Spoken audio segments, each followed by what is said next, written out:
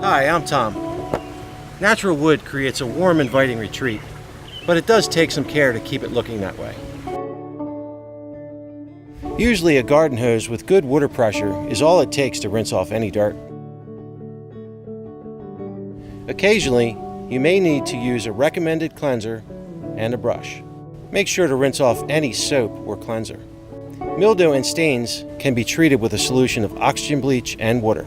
Make sure to rinse everything off completely. Preserving natural wood is a good idea and easy to do.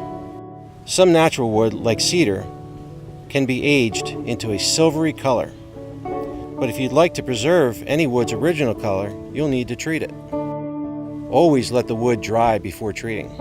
Apply a translucent oil-based wood stain or sealant. The wood will retain its color if stain is applied every other year. Always let the wood dry completely before treating. All it takes is some general cleaning and preserving to keep your natural wood looking great for a long time.